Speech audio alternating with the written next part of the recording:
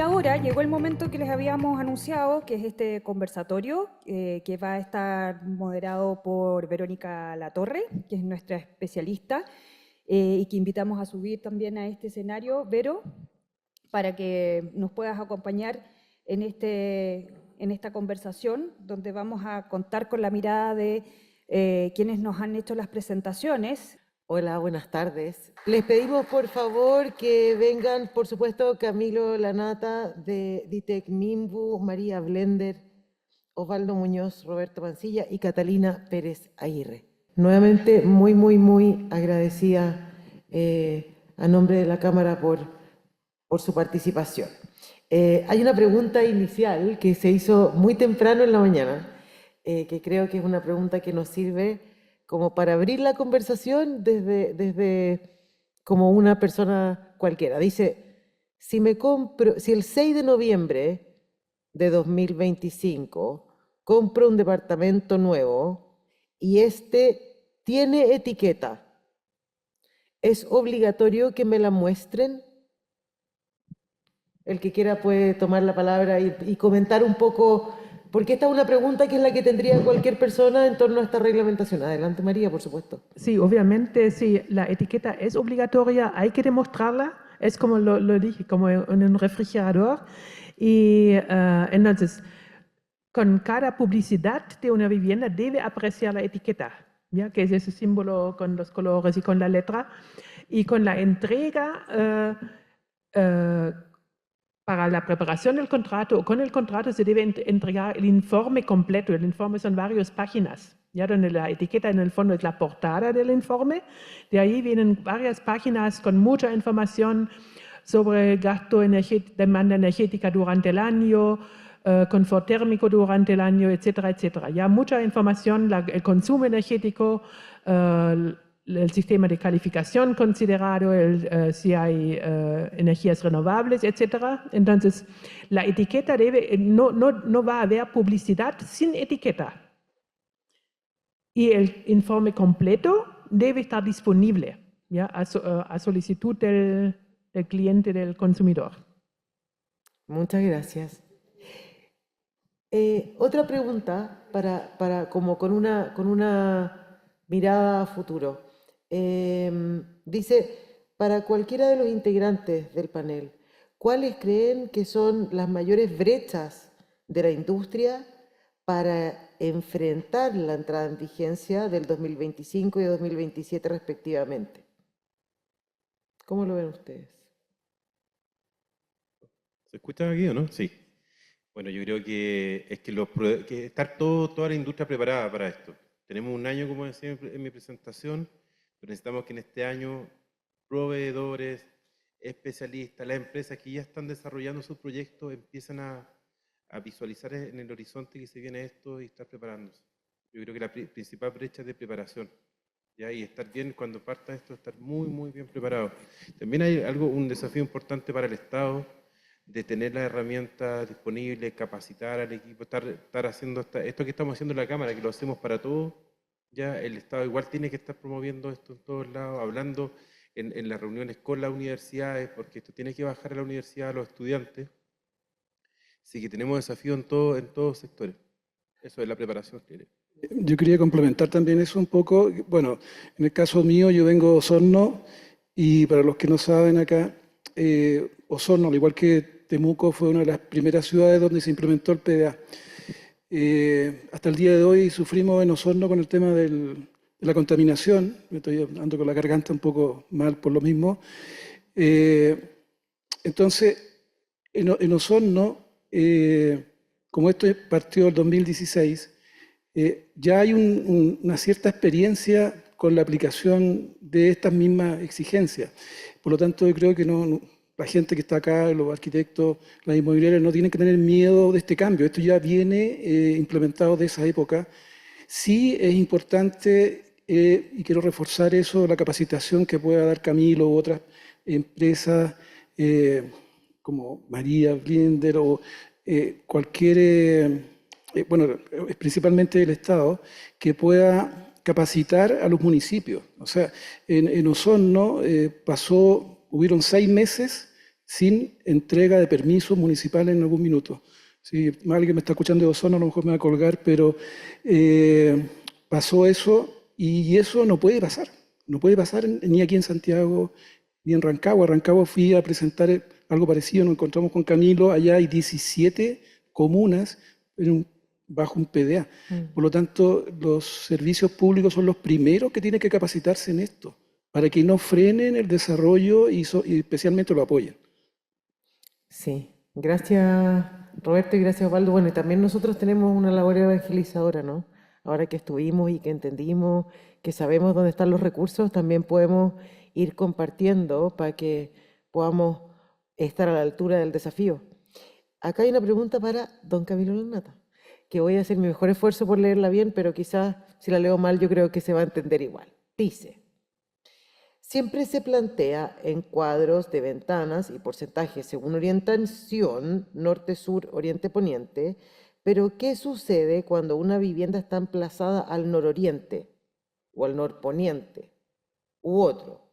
Es decir, las caras de la edificación están giradas en relación al norte, al sur, al oriente o al poniente. ¿Cómo se aplica la tabla? Yo creo que eso tiene que ver con un poco en general cómo se...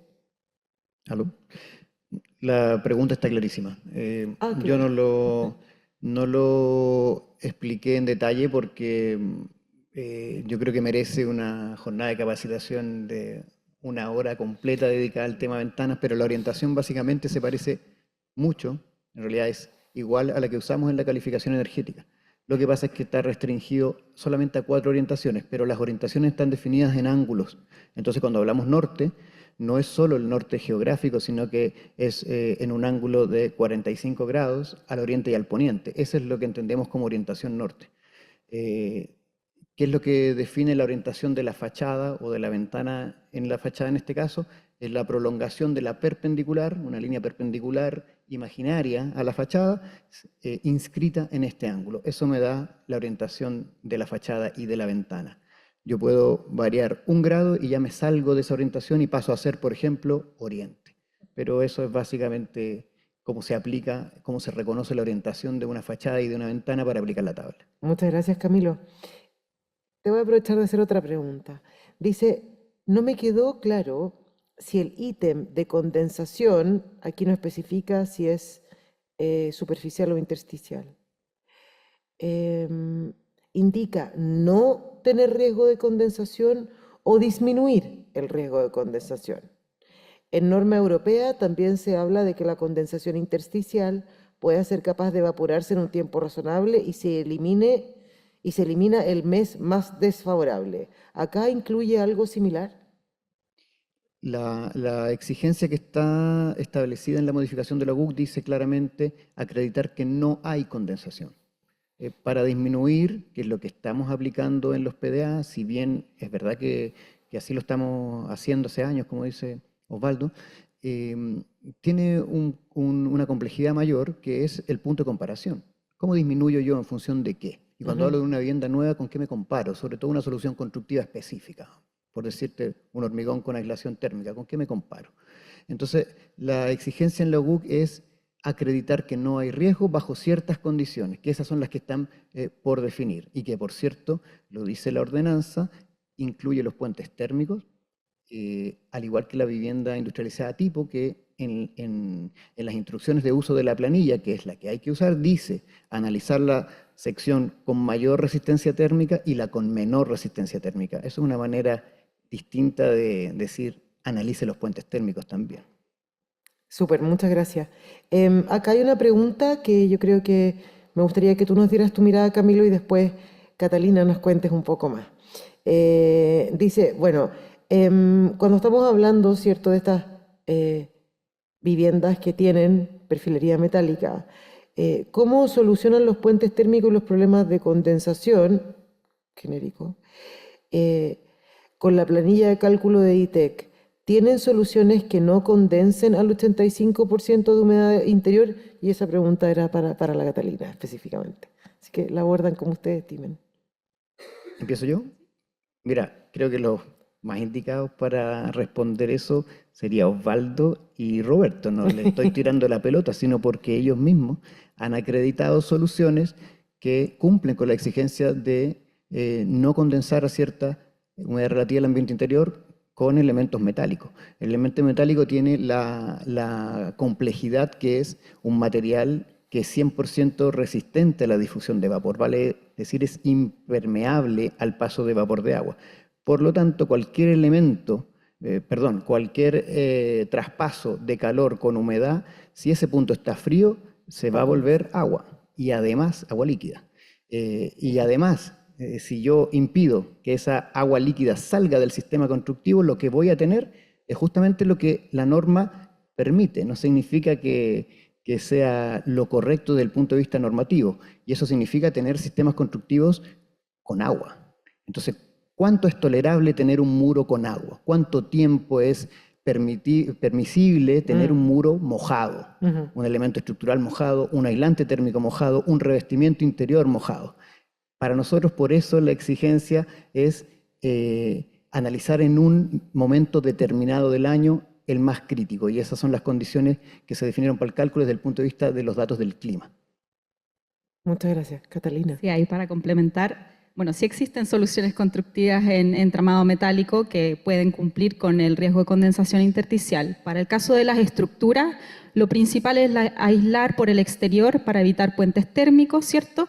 Pero yo diría que el desafío más allá de las estructuras son los revestimientos metálicos, que ya lo hemos conversado ahí con Camilo, ¿cierto? Y con el equipo de DITEC. Como es un material 100% impermeable, ¿cierto? No permitiría en esos puntos el traspaso de agua de vapor. Sin embargo, eso se puede solucionar, ya sea con cámaras de aire ventilado o con otras soluciones constructivas, ¿cierto? Pero también ahí es súper relevante dejar claro, y ahí la invitación también es que nosotros como socios de la Cámara estamos muy dispuestos a poder trabajar ese futuro reglamento, las futuras definiciones que el MIMBU tome, ¿cierto?, para poder definir el método de cálculo final para el riesgo de condensación y si es que hay alguna actualización a futuro. Muchas gracias. Ahí está una pregunta interesante. Dice, ¿qué elemento o elementos arquitectónicos es o son los más críticos a su juicio en términos de industria local o industria internacional a la hora de cumplir con la futura reglamentación? ¿Creen ustedes que este nuevo estándar de alguna manera quizás le exige más de repente algunos elementos que a otros, o implica desafíos por un lado de las edificaciones más que por otro? Adelante, caballero. Sí, bueno, yo quería complementar eso, que en lo que es muros, específicamente la zona de Santiago, lo dijo bien Camilo, ¿cierto? Pasamos de una transmitancia térmica que se exige 1,9 a 0,8 ahora. Entonces la mayor exigencia está en los muros, según lo que yo veo, pero tenemos un gran desafío por delante, como lo decía Roberto. O sea, en muros yo creo que existen miles de soluciones para poder cumplir eso. Están las de cinta, obviamente, y hay otras.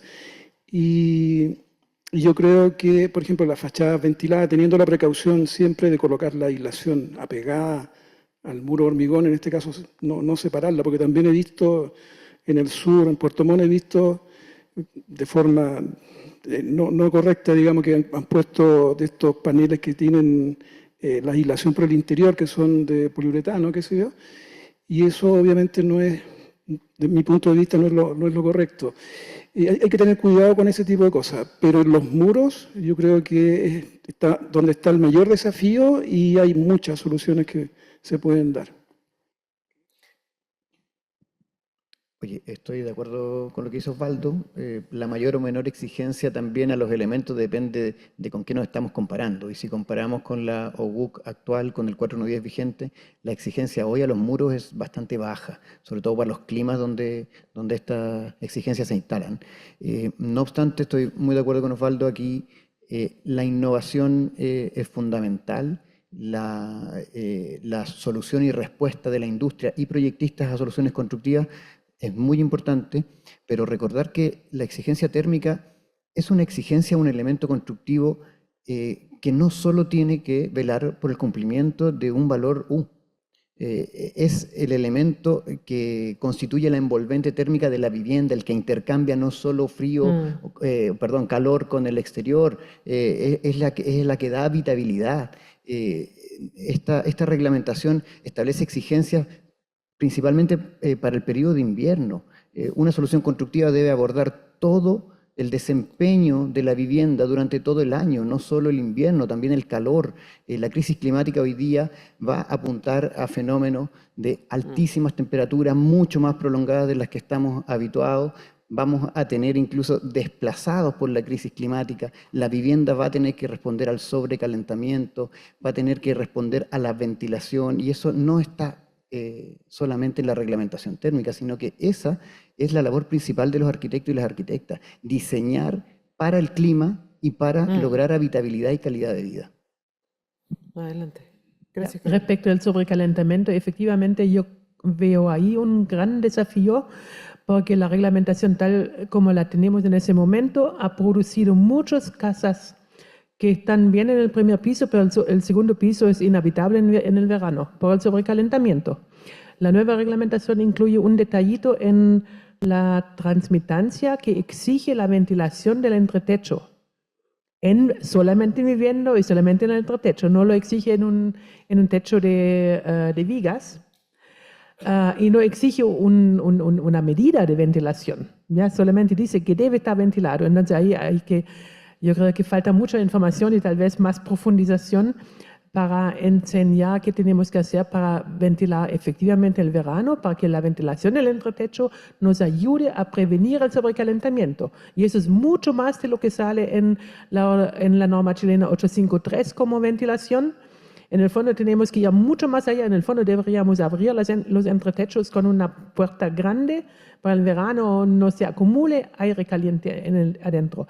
Hay un primer comienzo en la reglamentación nueva que al menos se exige la ventilación, pero lamentablemente no exige una medida de ventilación. Pero seguramente ahí vamos, es un piso donde se puede empezar a construir. Porque en realidad también vimos en la presentación del IDM que en realidad se aumenta el problema de sobrecalentamiento en verano. Y si ya tenemos casas que son inhabitables en el verano, en el segundo piso, eso no es un problema menor. Pero eso efectivamente no se hace más mediante el arte del buen construir que cumpliendo la reglamentación térmica. Sí, claro, ahí hay una invitación, ¿no? Un poco a despegar de la exigencia mínima sí, efectivamente, hay que entender también que con muchas normas es así. Cumplir la norma no garantiza una construcción de calidad.